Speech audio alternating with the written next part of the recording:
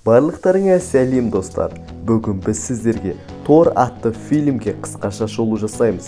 Біздің заманымыздан бұрын 976 жылы біздің жер ғаламшарына өзге ғаламшардан келген мұз алыптары шабуыл жасайды. Адамдарға сол кезде көмекке Асгард әскері келіп, мұз алыптарын жеңіп, олардың құнды жәдігері Тессарактыны алып өз отандарына қайтады. Один өзінің екі ұлы Тор мен Локиге Тессарактының маңызын түсіндіріп, балдарына болашақта орын алу мүмкін соғыстарға дайын болу керек дейді.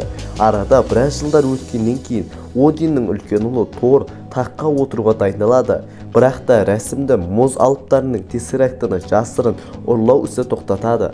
Тессарактыны алып кете бергенде Одиннің күші арқылы басқарылатын жоюшы атты робот құсаған алып күш иесі мұз алыптарын жояды. Один Асгардқа келетін құпия жолдарды тауып жабуымыз керек десе, Тор мұз алыптарына шабуыл жасап, кіммен байланысқанын түсіндірейік дейді. Один Тордың ойына қарсы болып, сен әлі тақтың иесі емессің дейді.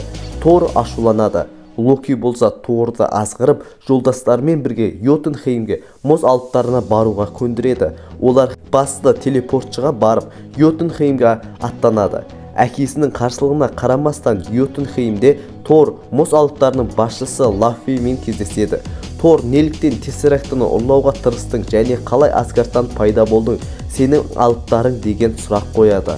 Лаффей Одиннің жанындағы сатқынның арқасында дейді. Лаффей оларға кетуіне рұқсат береді. Тор мен оның жасағы қайта бергенде артында мұз алыбы Торды мазақтайды.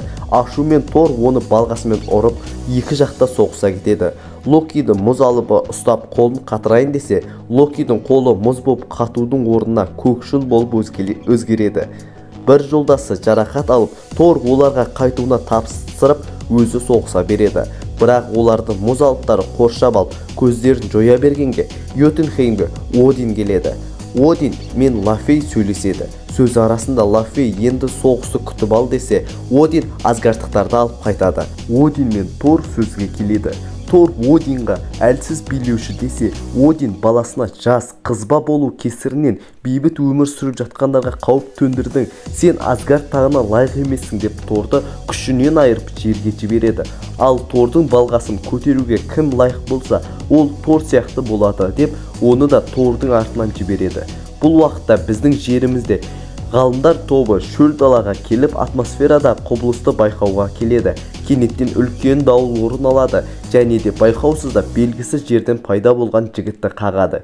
Жерде есін жинаған Тор өзінің балғасын шақырып, Хеймдал деп айқайлайды.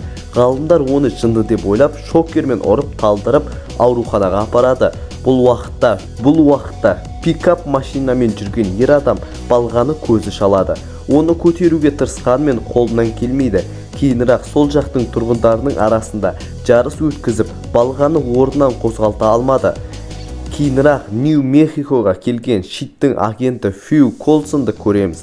Колсон Шиттің басшысына жерге келген артефактыны айтуда. Ғалымдар өзінің кеңсесінде де табиғи құбылысты зерттеуде. Джейн өз тәлімгері Эрикке түсірілген фотоларды талқылауда. Ал Дарси дәлелдермен дауыл арасына шыққан ер адамды жайдан жай емес екенін айтады. Ғалымдар қайта ауруханаға аттанады. Тор есін жия салысымен амалын тауып ауруханадан қаша жөнеліп, қайта сол ғалымдардың көлігіне соғылады. Ал олар оны өздерімен бірге әкетеді. Бұл уақытта Асгардта Тордың достары Тордың Асгардтан қуылуын талқылап, осы іске негізінен Локи кінәлі шығар деседі. Локи болса Одиннің мұражайына кіріп, Тессарактыны ала бергенде терісі көгереді. Артынша Один оны Йотунхеймнен тапқанын және тақ иесі Лаффейдің баласы Локи екенін және әдейі Локиді әкеткені, бәлкім осы бала екі ел арасында көпір болу мүмкін шығар. Бәлкім осы бала екі ел арасындағы бейбітшілікке қол жеткізуге мүмкіндік болатын шығар дейді.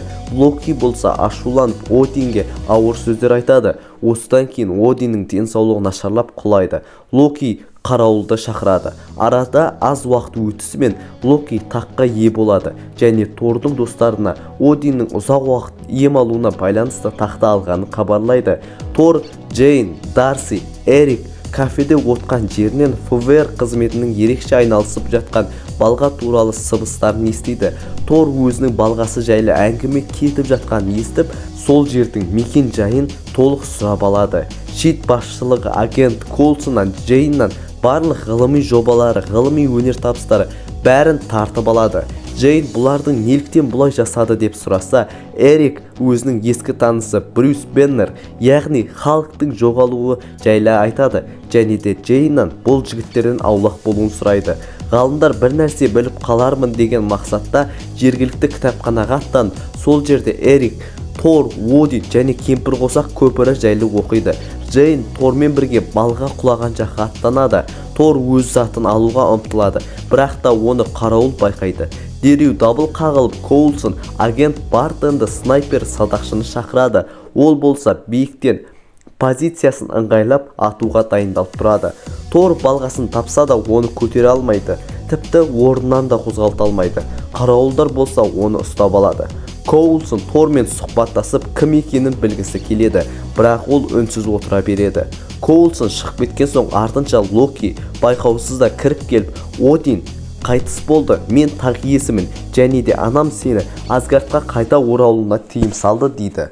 Одан соң Локи адамдардың көзіне түспей балғаны көтеруге талпыныс жасап көреді, бірақ та сәтсіз. Локи жасырын түрде Йотунхеймге барып Лаффеймен кездеседі. Өзінің тақ иесі екенін айта келе, әдейіге мұз алыптарына Тессерактыны ұрлауына мен көмектестім. Негізгі мақсатым Тордың тақ иесі атанбауы үшін дей келе Лаффейге ұсынысын айтады. Ұсынысы мынадай еді. Локи мұз алыптарын Асгардқа кіргізіп, Одинді өлтіреді, және де Тессерактыны өздерімен бірге әкетеді. Ал Лаффей болса келіседі. Асгардқа келе салып, басты телепортшы Хеймдалмен сөзге келеді. Хеймдал негізінде әлемнің кез келген нүктесінде кез келген нәрсені көре алатын. Бірақ та Локидің Йотунхеймде не жасаған көре алмадым десе, Локи орныңды біл деп кетіп қалады. Доктор Эрик Торды босатуға әрекет жасайды, тіпті өтірік төл құжат жасап көрсетеді. SHIELD төл құжаттың жалған екенін білсе де, Коулсон Торды босата салады. Тор болса Джейннің блокнотын ұрлайды. Эрикпен барда отырып, жақын арада басқа жаққа кетіп, сіздерге кедергі болмаймын деп Джейнге блокнотын қайтарады, және де 9 әлемді бір-бірімен ұстап тұрған әлемдік ағаш жайлы айтады. Өз кезегінде Тордың достары жерге аттанып, Торды іздемекші. Хеймдал болса оларға көмектеседі. Бұны өз көзімен көрген Локи жерге жоюшыны жіберіп, Тордың көзін құртуды тапсырады. SHIELD жасағының технологиялары жаңа дауыл келе жатқанын байқайды, және оқиға орнына аттанады. Ал жерге Асгардтың әскері келіп түседі, және халықтың назарын өзіне аударады. Енді киіміне қарап әрине. Торды достары табады, және әңгіме арасында Локидің өтірігін ашады. SHIELD агенттері оқиға орнына жетіп белгісіз символдарды көреді. Сосын қайта жаңа дауыл туындайды, және оның ішінен жоюшы шығады. SHIELD жасағы бұны Тони Старктың жаңа жобасы дей бергенде, жоюшы бәріне от шашып, жаңа қауіп қатердің келе жатқанын білген соң ғалымдар жергілікті халықты қауіпсіз орнынға апарайық дейді. Ал өздері жоюшыға қарсы шықты. Өз күшінен айырылғанына қарамастан Тор жоюшымен келісіп өзін өлтіруді, ал бейбіт халықты жайына қалдыруын сұрайды. Жоюшы оған Тайсонның соққыларын есіне салып жібереді. Ғашық болған Джейн оған қарап жылап тұрғанда, ал Одиннің көзінен жас тамшылап, Торға өзінің Асгардтағы күші қайта беріледі. Тор жоюшымен айқасып оны жеңеді. Агент жасақтары келгенде Тор жер ғаламшарын қорғаумен айналысып жатқанын айтады. Коулсон өз кезегінде ғалымдардан тартып алынған заттардың бәрін қайтаратындығын айтады. Тор Джейнға Асгардты көрсетейін деп достарымен телепорт жасалынған жерге аттанады. Локи Асгардқа мұз алыптарын кіргізеді. Тордың даусын естіген Хеймдал Торды Асгардқа келуіне көмектеседі. Тор Джейнге қайта келуге уәде беріп, Асгардқа аттанады. Тор Локиді табуға аттанады. Лаффей болса Одинді өлтіре бергенде, іске Локи араласып Лаффейді өлтіреді. Локи анасының көзіне қаһарман болып түскенде, Тор Локидің өтірігін әшкерелейді. Локи болса телепортының күшімен мұз алыптарына қарсы жұмсап, Йотунхеймді жоқ қылуды көздейді. Өз әрекетіне кірісе бергенде Тор ашумен Локимен айқасады. Тор болса кемпірқосақты көпірді жойып, ендігі әрі Джейнмен қайта кездесе алмайтындай болады. Один болса есін жиып балдарына қара құрдымға кетуіне жол бермей, екеуін де мықтап ұстайды. Один ұйықтап жатса да бәрін білген екен. Сол себептен Локи Одиннен бас тартып қара құрдымға құлай жөнеледі. Джейн Торды күтумен болады, бірақ ол сол бойы келмейді. Локидің өтірігіне қарамастан Тор Локиге көңіл айтып, Джейнді сағынады. Один Торға өте ақылды патша атанасың десе де, Тор менің әлі үйренетінім көп деп жауап береді. Тор Хеймдал кездесіп бұзылған кемпірқосақты көпірдің жағдайын сұрай бергенде кино аяқталады. Осымен достар, кино аяқталды. Бізге тіркеле кетіп қолдау көрсетулеріңізді сұраймыз. Қош сау болыңыздар.